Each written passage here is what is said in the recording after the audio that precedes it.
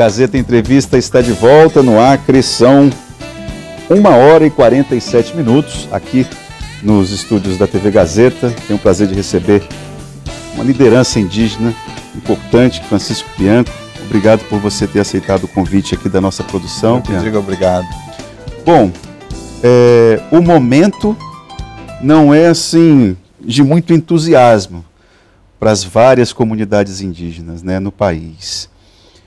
Você poderia pontuar quais são as prioridades para o movimento aqui no Acre, especificamente? Nós temos 36 terras indígenas. Vamos começar pelo problema da demarcação, por exemplo. Como é que está essa situação que eu tenho acompanhado com alguma regularidade as discussões, e eu tenho percebido que, por exemplo, o governo da ex-presidente Dilma não entendia muito essa agenda. O do presidente Temer não sabia nem o que era, e agora o de Bolsonaro, as expectativas são bem baixas, né? Como é que vocês entendem isso? Olha, primeiro, eu acho que nós temos um momento muito diferente. Até para nós, né, vendo o que está acontecendo na mídia, a postura desse novo governo com relação à terra indígena, não é nem discutindo as terras indígenas, as demandas que têm para ser demarcadas. Isso aí está fora de então, discutindo é a existência da terra indígena. Das terras indígenas. Então, para nós, assim, é um processo bastante delicado, né? Já marcamos, né, a partir do primeiro ato dele com relação aos povos indígenas, que é o desmonte da FUNAI mesmo, que é um órgão importante, estratégico, né, para essa agenda indígena, ter tirado da responsabilidade da FUNAI a questão fundiária, das demarcações, enfim. E passou para o Ministério da Agricultura. Isso foi um recado claro, né? Então não é uma questão só estratégica para fortalecer, é para enfraquecer o processo, e não temos nenhuma esperança de que isso aí vai melhorar alguma coisa. Então nós estamos se mobilizando como, né, movimento indígena. Em todo o país? Em todo o país, para começar a pensar estratégia de resistência mesmo. Tem alguma agenda já que você poderia nos adiantar, alguma data de alguma mobilização feita por vocês? Não, aqui no Acre a gente ainda não discutiu uma data, até porque o primeiro passo que a gente está vendo é protocolar, né? Nós fizemos um documento. Fazendo a defesa da FUNAI. Fazendo a defesa da FUNAI, dizendo diante do posto aí, do cenário, daquilo que nos preocupa, que é uma violação já de direitos nossos conquistados. Já conquistados. Né? Agora, Bianco, falar a respeito das questões indígenas, da agenda relacionada às comunidades indígenas, ou das várias agendas, é que, de certa forma, o pano de fundo é a questão do desenvolvimento. E toda a polêmica que tem por trás dessa palavra. Aqui mesmo ontem foi falado a respeito, foi conversado aqui com uma liderança política, e ele lembrou aqui um argumento que é muito comum. Há fome em várias comunidades indígenas. E responsabiliza as comunidades indígenas por esse cenário. O que você contra-argumenta? Eu acho que eles conhecem pouco a realidade das comunidades indígenas. Eu já ouvi muita gente falar que os índios são pobres, miseráveis, estão passando fome, e que a gente precisa mudar esse quadro, né? E quando você vai e vive numa comunidade indígena, você começa a perceber de que a realidade é outra. O general Heleno falou isso no programa nacional, né? Nós estamos trabalhando, por conta do tamanho do nosso território e a preocupação com o presente e o futuro também, nós temos uma política de gestão territorial, que ela não é uma política imposta de fora, é uma política discutida a partir, né, de um modelo que ela preserva tanto as práticas tradicionais, os costumes, o modo de vida, né? Como também trabalha um manejo sustentável daquele recurso, que é o que sustenta, né, a comunidade indígena. Então isso é claro para a gente.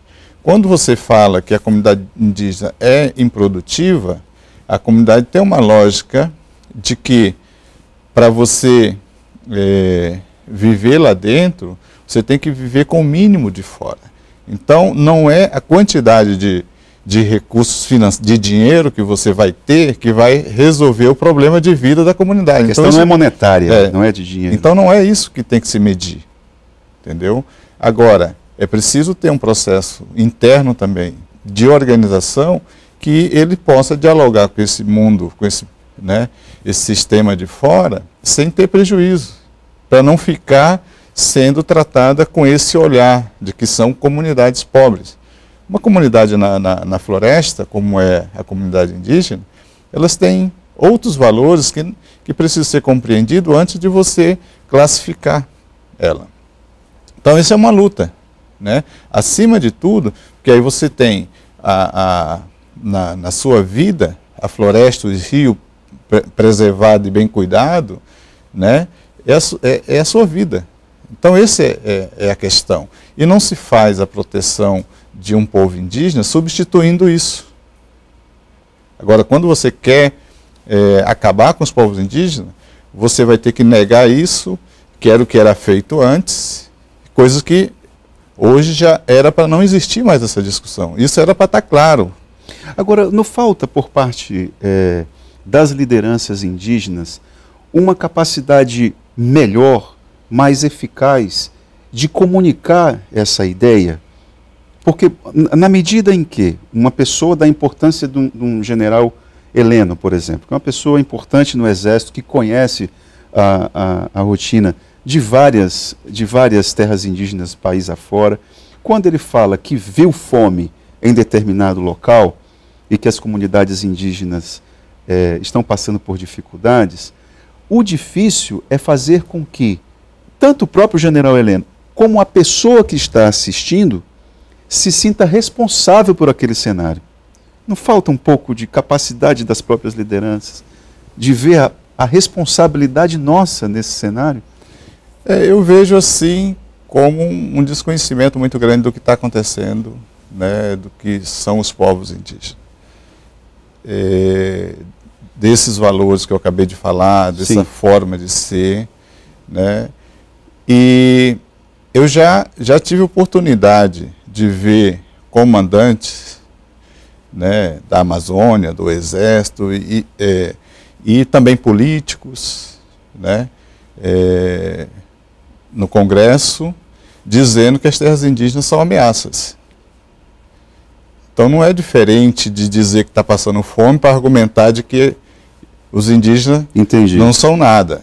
Como também as ameaças de dizer, né, falando de que as terras indígenas são ameaças, as terras de fronteira. Eu cito um exemplo aqui, eu estou falando diretamente daquilo que a gente viveu na década de 90, né, no início de 2000 até 2003, quando não queriam aceitar né, uma denúncia que nós estávamos fazendo de invasão no território brasileiro, dos madeireiros, enfim.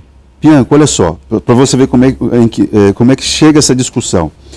Olá, boa tarde, Sugestão de Brasileia. Gostaria de saber do entrevistado sobre a situação de etnias inteiras que estão vivendo na cidade, usando drogas, traficando, se prostituindo. Aí, o que ele quer saber é uma reflexão sua a respeito desse impacto de culturas, né? De indígenas que vivem nesse cenário exposto por ele aqui. Pode estar falando de situações no Acre, né? Mas ela precisa conhecer, essa pessoa também, é assim, importante conhecer outros exemplos no Acre. E quando você está falando de lideranças, tem vários tipos de liderança e posturas diferentes também. Sim, sem dúvida. Né? E a gente percebe que tem comunidades que elas fazem esse movimento, né, de sair, deixar o seu território e ir lá na cidade, fica tempo na cidade, depois volta de novo. Esse movimento não faz bem, porque isso, no modo cultural, de você se deslocar de uma região para outra dentro da floresta, você vai ter uma relação com, né, elementos e com coisas da natureza. Mas quando eles fazem e não estão preparados para esse contato, isso é que eu falei, quando não está organizado para entender esse mundo lá fora, e às vezes são atraídos com coisas, as piores coisas que tem na outra sociedade, o desconhecimento faz com que eles fiquem vulneráveis, recebendo coisas, né, e que isso vira uma doença. Muitas vezes, essas práticas introduzidas de uma outra sociedade, porque o que eles têm, que estão praticando hoje,